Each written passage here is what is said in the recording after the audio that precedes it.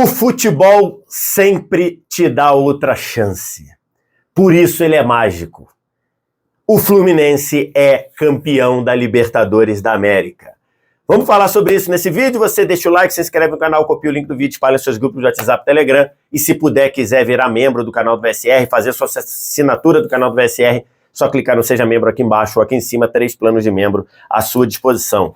Lógico que eu estou gravando esse vídeo depois da fantástica conquista da Libertadores pelo Fluminense, num roteiro perfeito, num roteiro mágico, de um time que se reencontrou com o seu passado 15 anos depois, no mesmo palco, no mesmo lugar, tendo uma outra chance para exorcizar um fantasma.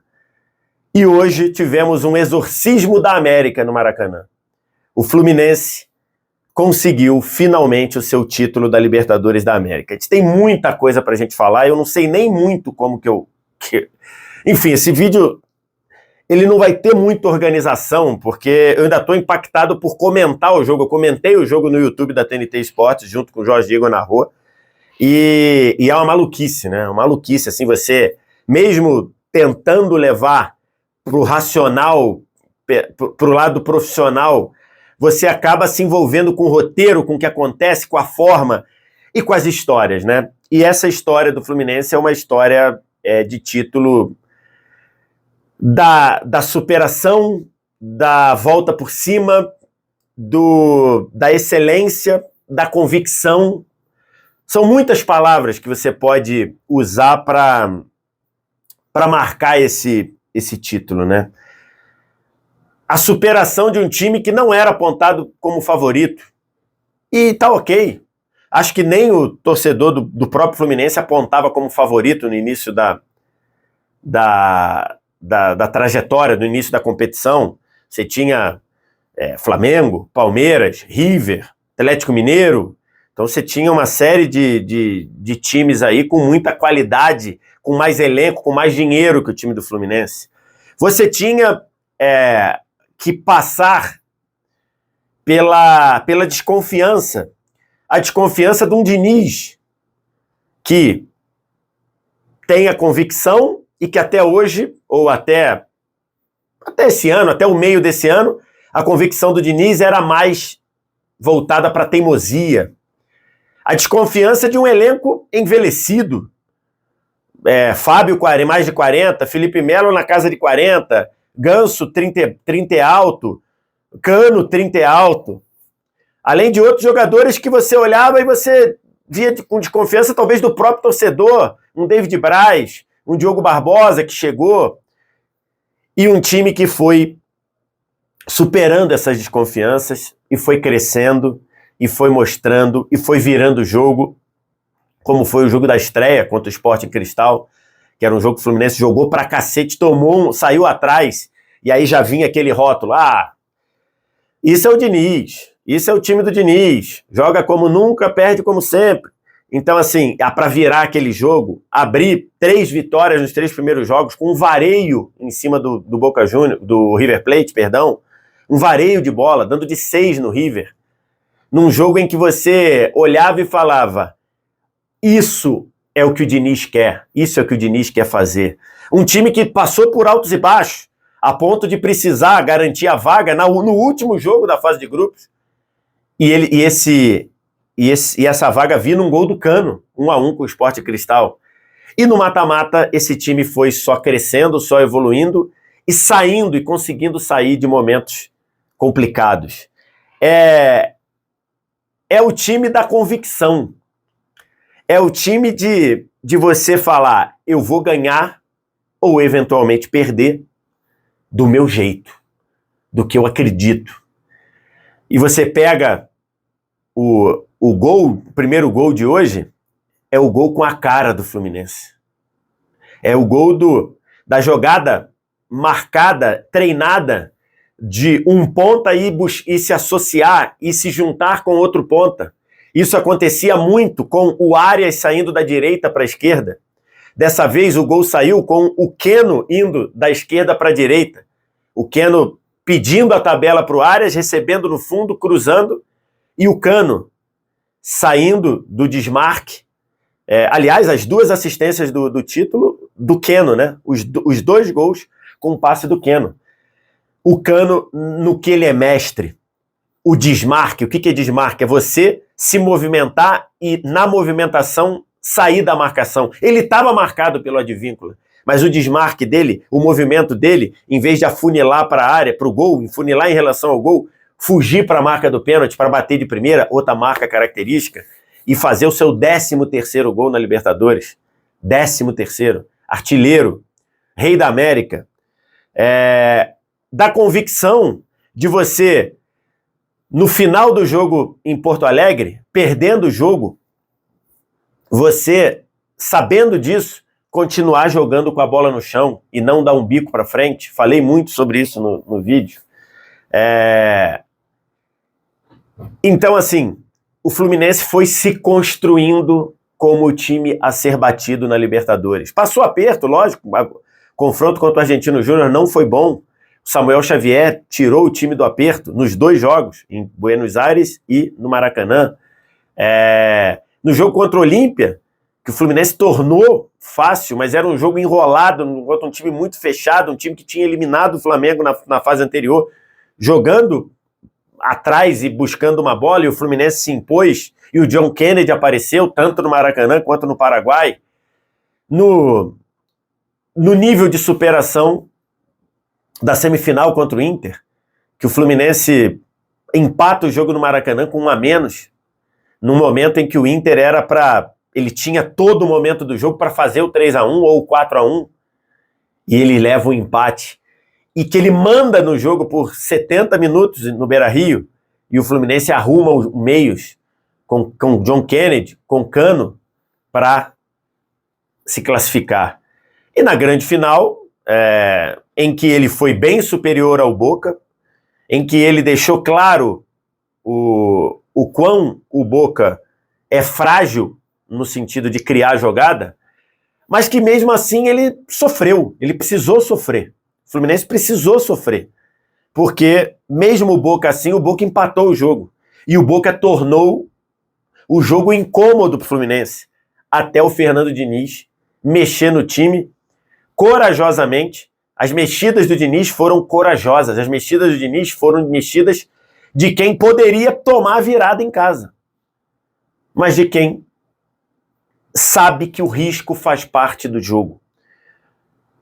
Quando você tira o Martinelli e bota o John Kennedy, quando você tira o Ganso e bota o Lima, a mexida do Marcelo pelo Diogo Barbosa, que entrou bem, apesar de ter perdido aquele gol que seria o gol do desafogo, o gol do título na última bola do jogo.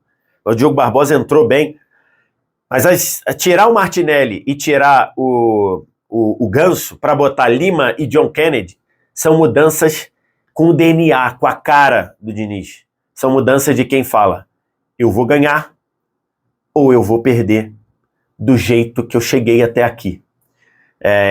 Tem uma frase que é muito usada em filmes de super-herói, né, que diz que não importa o destino, mas sim a jornada. Essa frase diz muito do Fernando Diniz, né? Que durante muito tempo passou a sensação que ele não se importava com o resultado, e ele sempre bate na tecla, ele sempre se importou, mas ele queria não chegar ao destino de qualquer jeito. Ele queria chegar ao destino com a jornada correta. E essa Libertadores e as mudanças na decisão são muito isso. É você chegar ao título, a glória eterna, como a Libertadores, como a Conmebol passou a vender, do jeito correto, com a trajetória correta. O Fluminense não fez bumba meu boi, o Fluminense não partiu para porrada, o Fluminense não partiu para cera excessiva, o Fluminense ganhou fazendo o que ele estava acostumado a fazer. É um título histórico, como seria se fosse o do Boca, né? O Boca poderia empatar os 7 títulos do Independente, que aliás o Boca tem batido na trave e não consegue, e virou o título do alívio, o título do exorcismo. E aí a gente tem que falar aqui alguns nomes em particular. Um deles, do Mário Bittencourt, um presidente muito questionado durante muito tempo na presidência dele do Fluminense, e que no final mostrou que ele sabia onde ele queria chegar. Poderia até não ter chegado, eventualmente, mas ele sabia onde ele queria chegar, dando uma saneada no clube, primeiro com contratações bem mais modestas, depois conseguindo fazer alguns saltos e construindo um time muito competitivo, indo buscar e respaldar o Fernando Diniz. Vai lembrar quando ele foi buscar o Fernando Diniz de volta, na saída do Odair Hellmann, pode ser, né? Ali você olhava, a carreira do Diniz não estava num momento legal, porque ele tinha tido algumas passagens, saiu daquele jeito do São Paulo, uma passagem esquisita no Vasco, uma passagem esquisita no Santos, e ele vai lá e confia pelo que o Diniz tinha feito na primeira passagem, e que deixou todo o torcedor tricolor muito, muito bem impressionado. Depois, o Diniz, ainda durante a campanha, antes de chegar à final, o Mário Bittencourt, ele fala um ponto muito interessante, que ele fala assim, se eu não me engano, uma entrevista ao Bola da Vez, quando ele fala assim, o destino nos deu a chance de uma reparação histórica, porque ao longo da campanha, ao longo do início da Libertadores, foi definida que a final seria no Maracanã, né? A Libertadores agora é decidida em final única, em local previamente escolhido. E ele falou, temos a chance de uma reparação histórica. A reparação veio, né? Por isso eu falei, o futebol sempre te dá outra chance. A gente tem que falar do Diniz,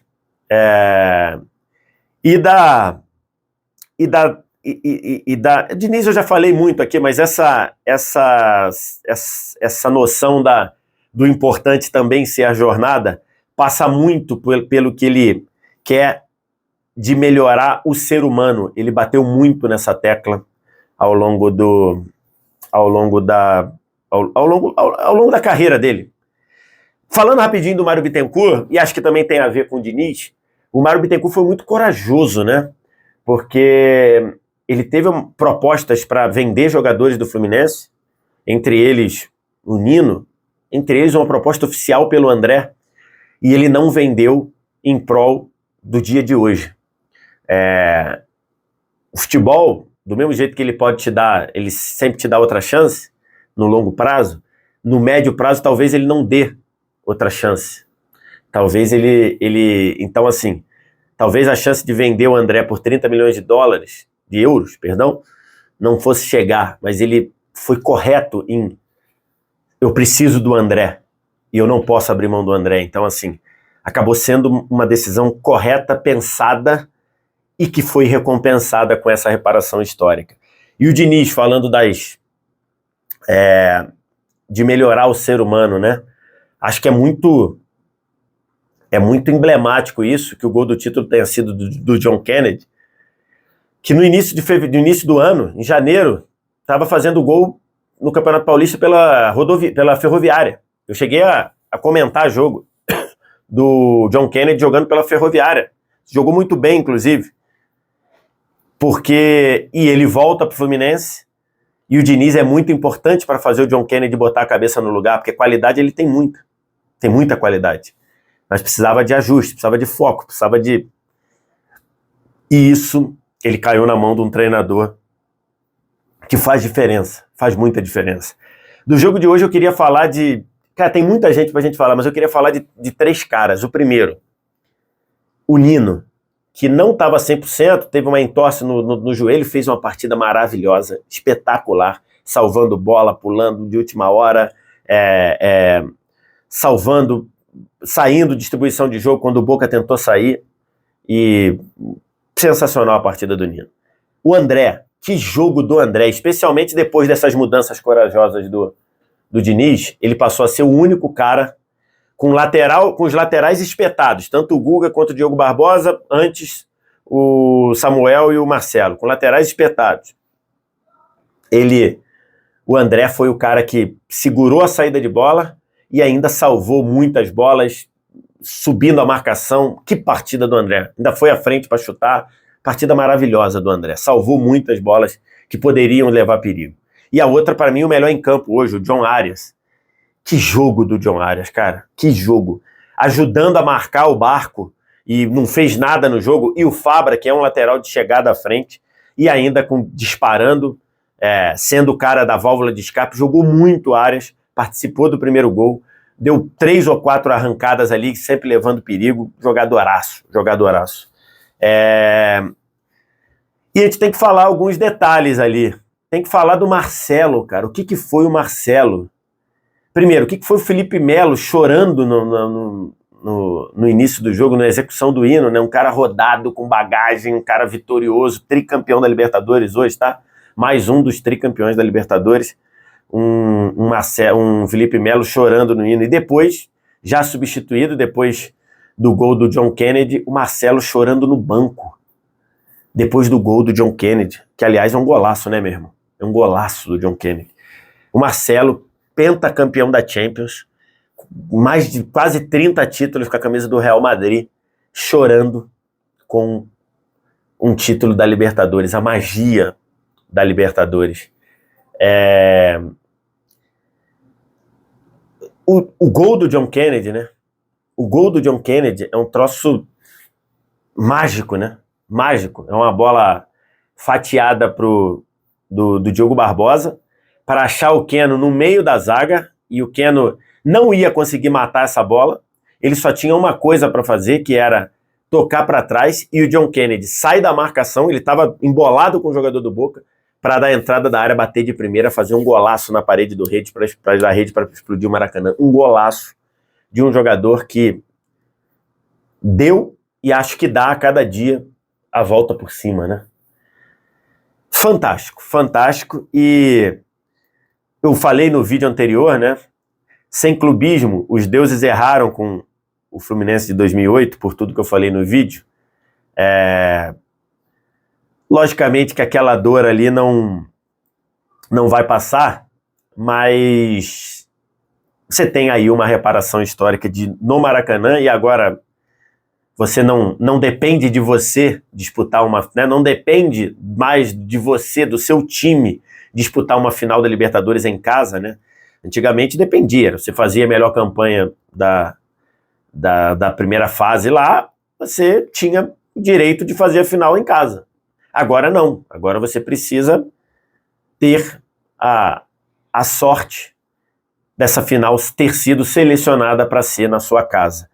Então é um dia histórico. É uma pena que